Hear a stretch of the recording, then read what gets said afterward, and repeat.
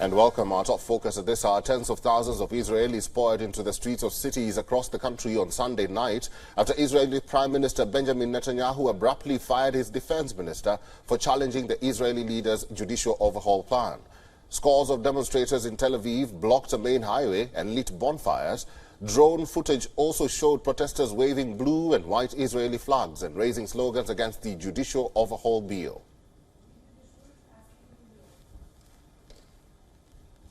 We served 4 years in the army, 3 years. Everyone here served in the army, and they are serving too.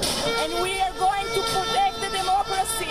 We are here for the democracy. Bibi is not here for the democracy. Thank you very much. We're here to protest. We feel that we have no other way. We have to speak.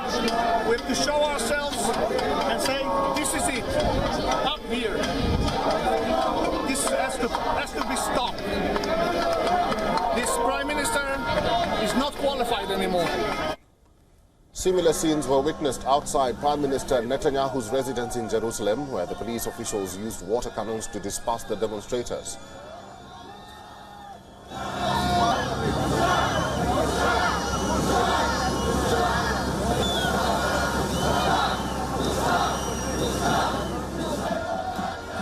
The government's plan to increase its control over the judiciary has triggered a national crisis and sparked the largest protest movement in Israeli history.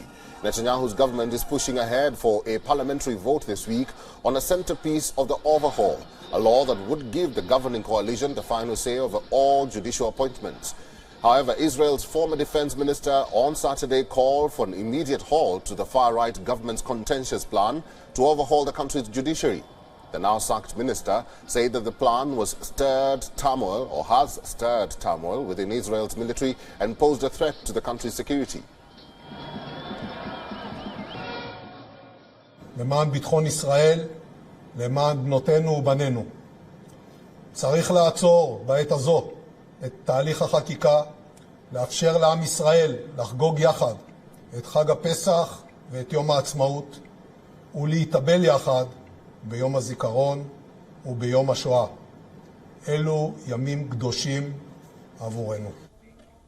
Meanwhile, amid the unprecedented demonstrations in the country that erupted hours after the defense minister's sacking, several Likud lawmakers and ministers also joined the call to stop the legislative process of Netanyahu's judicial overhaul.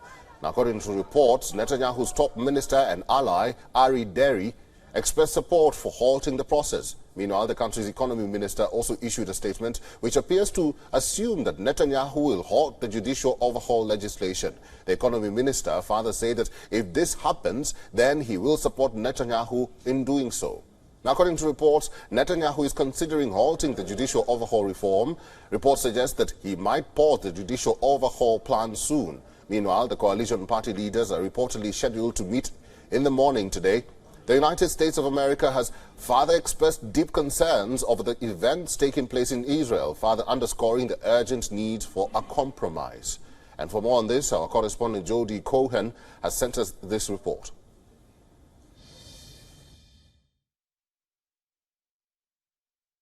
After Israel's defense minister called for a pause in the judicial reforms, protests took place on Sunday night outside the homes of prominent Likud ministers and MPs. Prime Minister Netanyahu dismissed Gallant from his role as defense minister, and now in the latest, thousands of Israelis have taken to the streets in cities across the country. Israel's envoy in New York has resigned, and the Histadrut labor union is thought likely on Monday to announce a strike. This is Jody Cohen for WION. World is One. WION is now available in your country. Download the app now and get all the news on the move.